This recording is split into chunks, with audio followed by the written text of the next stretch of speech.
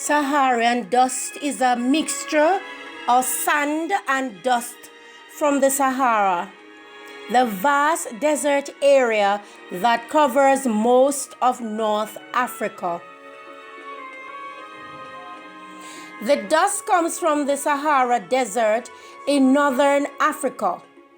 Each year, hundreds of millions of tons of soil is lifted from the Sahara into the air. Saharan dust can be lifted by convection over hot desert areas and can thus reach very high altitudes. From there, it can be transported worldwide by winds, covering distances of thousands of kilometers.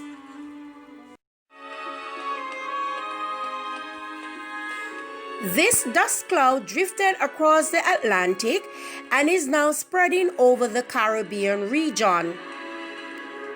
It is reported that it is a development that could stall the formation of dangerous tropical storms in what is expected to be an active season and create stunning sunsets.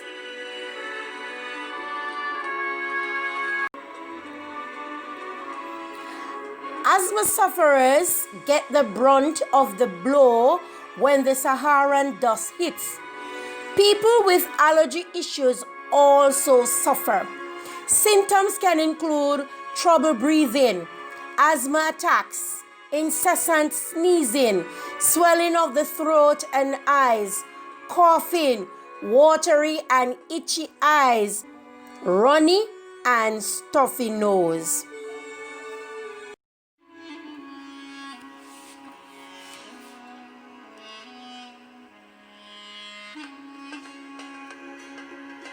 There are other vulnerable groups that the Saharan dust will affect, according to the Office of Disaster Preparedness and Emergency Management, or the PEM.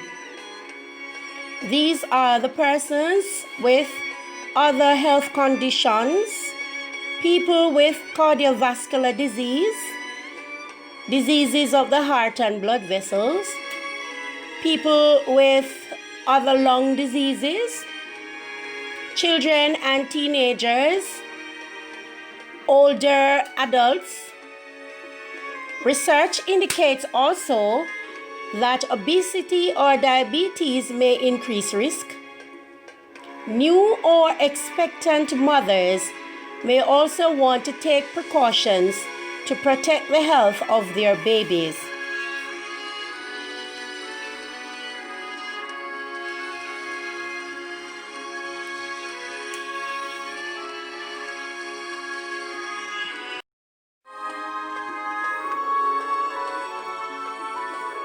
Stay indoors and use an air conditioner if possible. Keep the air conditioner setting on recirculate. If you have medications like inhalers, put them in a convenient place. It is important to continue taking your medication.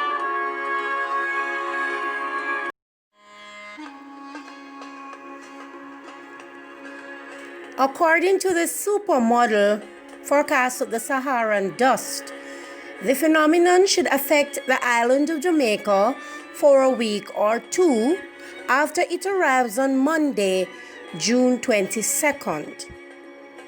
However, several tropical waves in the region will bring blue skies and rainfall relief during the next week or two.